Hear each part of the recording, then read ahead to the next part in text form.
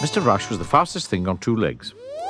He used to rush hither and thither, and thither and hither, and back again all the time. And, of course, he was always in such a rush that he never ever finished anything properly. One morning he woke up with a jump. He'd only had time for 3 hours' sleep because he'd been rushing about for so long the day before. Oh, dear, he cried, leaping out of bed. I'm late. And he rushed into his bathroom, washed, not very well, as he was in such a hurry, and cleaned one tooth, and rushed downstairs 3 at a time. He had a boiled egg and toast and a cup of tea for breakfast. He boiled the egg for 5 seconds, and it tasted awful. He toasted the bread for 1 second, so it wasn't brown at all.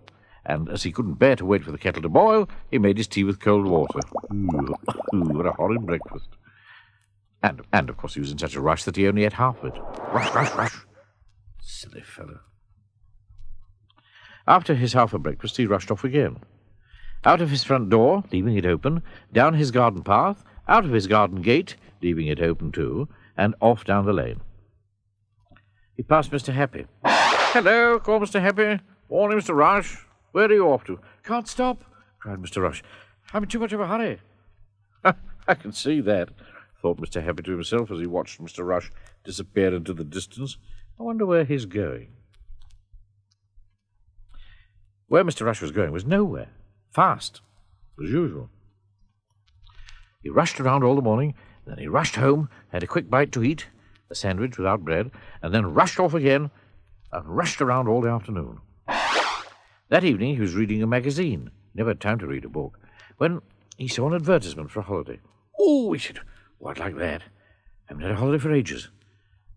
But then his face fell.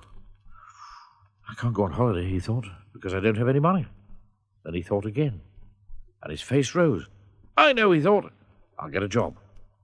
And so the following morning he rushed off and got a job with a farmer, milking cows. But of course he wasn't any good at that, because if there's one thing a cow can't stand, it's being rushed, especially when it's being milked. So Mr. Rush rushed off and got himself another job, driving a bus. But of course he wasn't any good at that, because he was always in such a rush, he never stopped at any of the bus stops. And if there's one thing people waiting at a bus stop don't like, it's when the bus doesn't stop for them. So Mr. Rush rushed off again, got himself another job, as a waiter in a hotel. But of course he wasn't any good at that, because no sooner had he served people a meal, and they'd taken one bite, and he whisked the plate away from under their noses. And if there's one thing hungry people can't stand, it's having food whisked away from them. Poor Mr. Rush. No job, no money. Oh dear, he sighed to himself. I'm never going to be able to go on holiday. He looked very glum and gloomy. But then an idea struck him. An idea for a job for someone who rushes around all the time. An ideal job for someone who was the fastest thing on two legs. Do you know what that job was? Would you like to know what that job was? A postman, delivering express letters.